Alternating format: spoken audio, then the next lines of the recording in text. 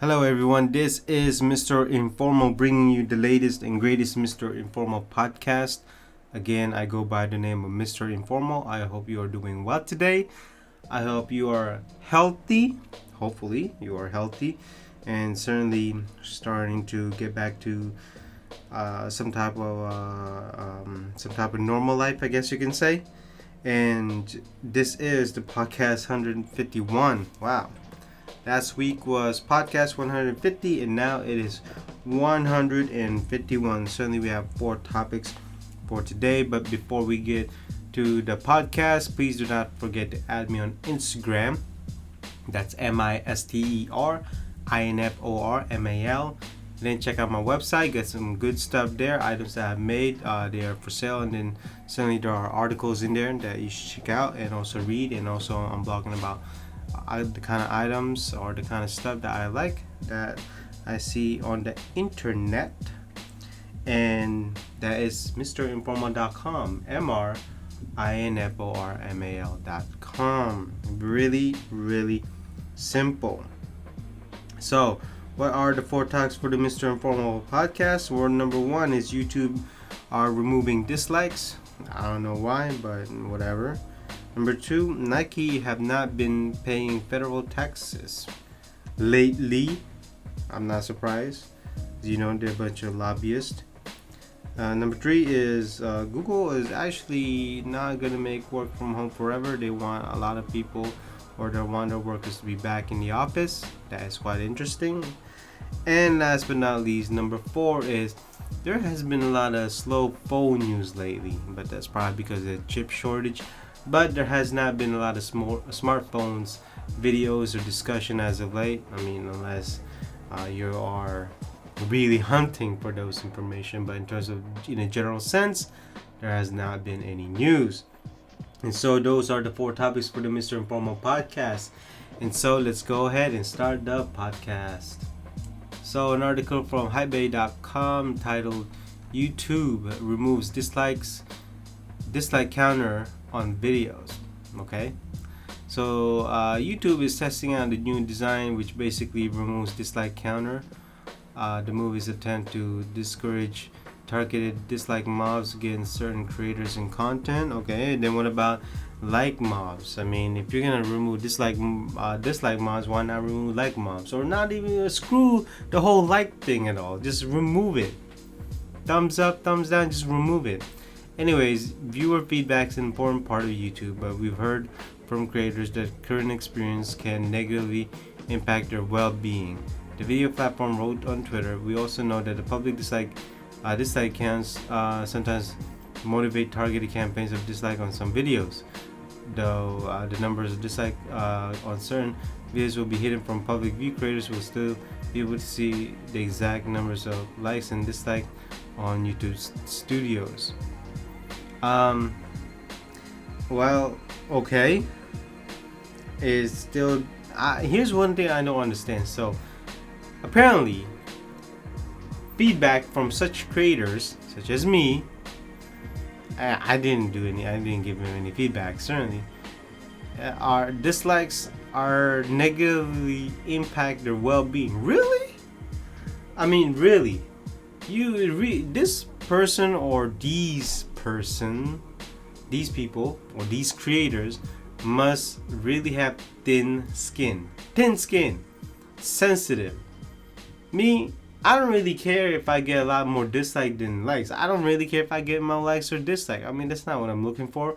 You don't hear me say, "Oh, like if you like it, dislike if you don't like it." I don't say none of that. Look, if you want to, you want to. If you don't, it's that simple. But to say they negatively impact their well-being, that's being sensitive. These creators need to understand that, look, it's the internet. It's not real life. I mean, these people don't dictate your life. These people don't tell you what to do in person. You don't see these people in person other than if you have a meetup. But to say that they are negatively impact their well-being, well, these types of creators are doing it for the likes, are doing it for the views, are doing it for those extra monies, they're doing it for the fame, certainly. And I guess these types of people are just thin-skinned. I mean, you can tell that these people are not very thoughtful, not very smart. Certainly, they may need some type of psychiatrist or some therapist in the future if they have too many dislikes. I mean, it's getting ridiculous. I mean, really negatively impact their well-being. Now they're gonna say, "Oh, these dislike mobs are like bullies." Is that what's gonna happen nowadays? Is that these things are suddenly like bullies now? Like, to me, it's ridiculous.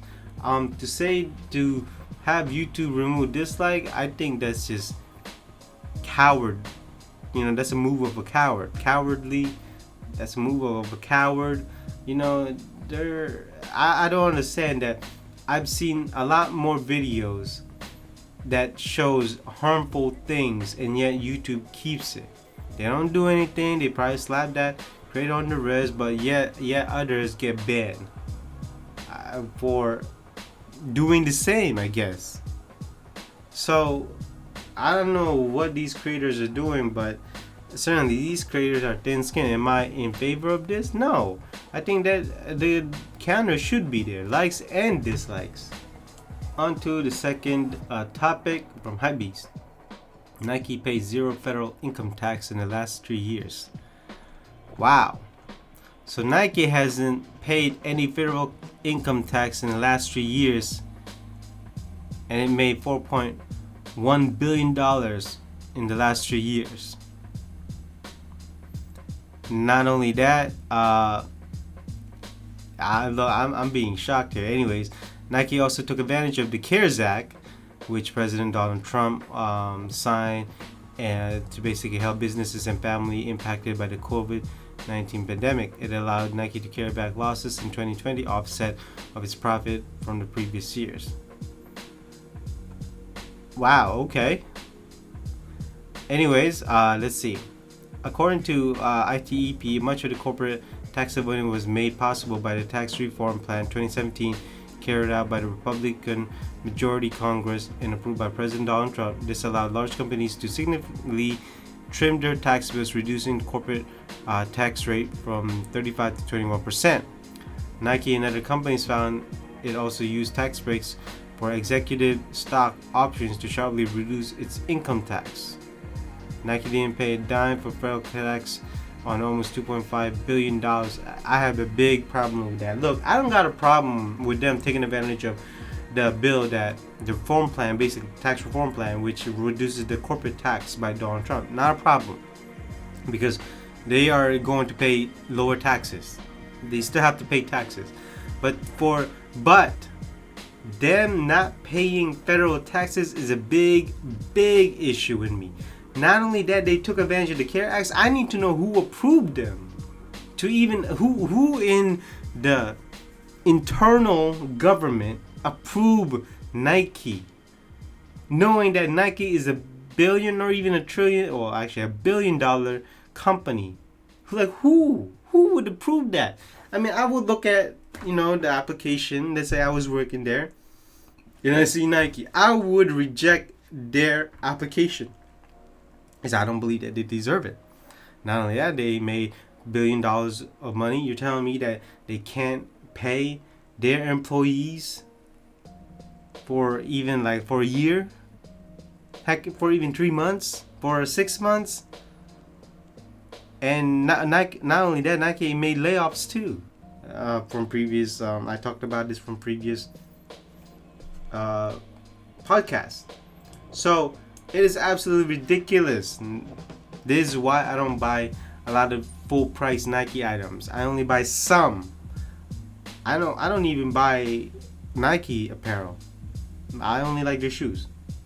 But it's just to show you that you cannot be loyal to a company. I mean, it's absolutely ridiculous. Like, I need to know who approved their application for the CARES Act. Like, who? Like, who signed off on it? Like, there were small businesses that needed this money, and you're telling me Nike was approved? Look, don't get me wrong. I don't mind Nike applying. But for them to be approved, someone, obviously Nike's paying lobbyists, but someone in the government approved their application. That's just ridiculous. And them not paying federal taxes in the last 3 years, that's also ridiculous. They should be paying taxes no matter what, no matter how low it is. Taxes is taxes. And I'm paying for taxes. Again, I need to know what's going on. Well, obviously, the government is not really helping us much. You know, us citizens always seems to get the worst part of it. In any case, just vote for the right person. I mean, like, no, I shouldn't say right person. Vote for the fair person, a very strong, fair person. I don't want to hear about, oh, this person, I like this person's personality. So. No. Let's talk about the person's resume in terms of the person's voting, in terms of the bills and rights, and what this person stands for. Let's talk about that. I don't want to talk about personality, how he talks. I want to know about what this person voted, so I can maybe understand the person who I'm voting for. Certainly, Nike has a bunch of lobbyists. I mean, Adidas too, don't get me wrong. But that's absolutely ridiculous. And this is the kind of news that just irks me to know and just irritate me. And you should be irritated. Because we, as citizens, are paying for taxes, and yet you got these corporate not even paying taxes at all when they should be paying. I don't mind them paying low tax, but them not paying a tax zero at all, that's a problem, a big problem. On to topic number 3 from Forbes. Google wants workers to return to the office ahead of schedule. This looks like a blow to the remote work trend. That's the title. Well, I seem to remember that back in July 2020, last year, Google allowed its employees to continue working from home through June 2021. The announcement was courageous. It impacted roughly 200,000 workers. The tech giant gave the green light for the other organizations to feel comfortable enough to also extend remote policies. Okay, so now Sundar Pichai, who's the CEO of Google, wrote an email to his employees at the time to give employees the ability to plan ahead, and the option to work is going to be June 30, 2021. Okay, June 2021. But now Google wants their employees to actually be back to work. Well, it's going to be months ahead. They're going to start in May. And not only that, Facebook is also having people work in the office or in person by May. So that is interesting.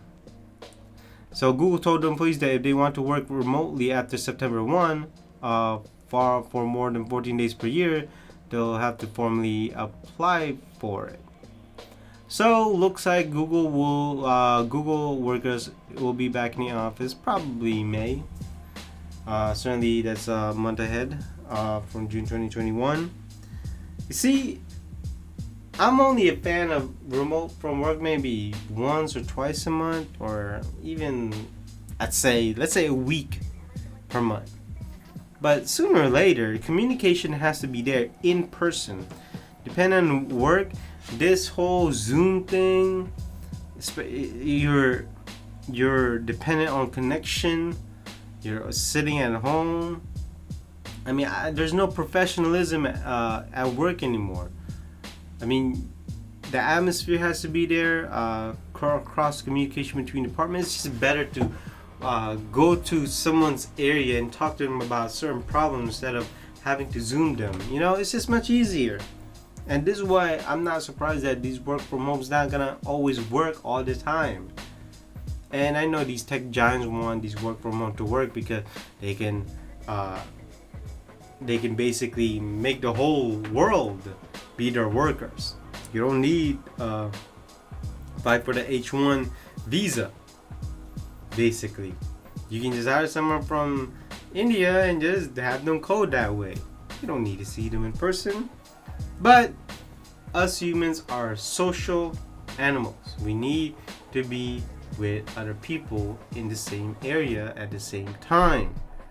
We can't have these work from home too long. And I'm not saying that work from home is bad, but it's not what I'm saying. I'm saying that there's only so much that a person can work from home. Sometimes it's good to be at the office. Now I know the office work has its negatives. Don't get me wrong. I know all about that. But at the same time, you just want to see people in person. Hey, how catching up. That social aspect of working at home.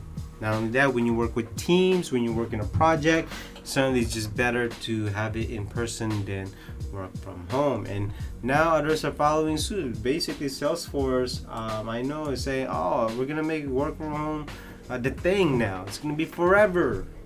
I'm just paraphrasing here. I may be exaggerating, but that's what they mean, is that work from home could be a permanent thing. I don't believe that. I really do not believe that working from home will be permanent. Depending on the work, even in coding, even if you are in IT, I believe that working from home has its limit.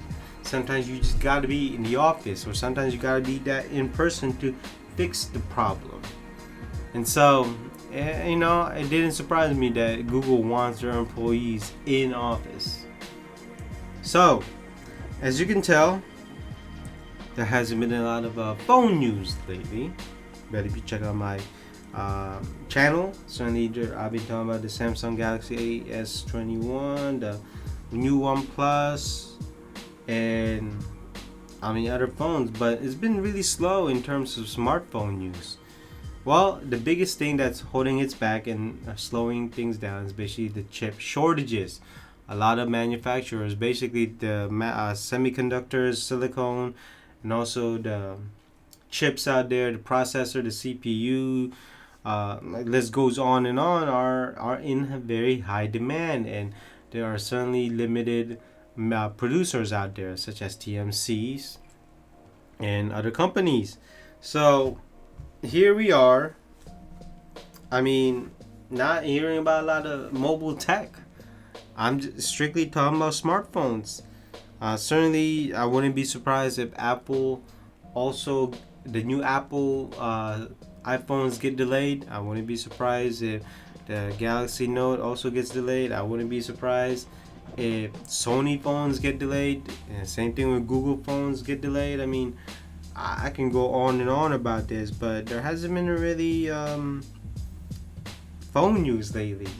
Not only that, I wouldn't be surprised if most consumers last year did not buy any phones because, due to the pandemic, not only that, limited money, and so not a lot of people buying phones. And so, interestingly enough, I don't think that even this year may be a good year to buy phones. Heck, maybe I'm wrong.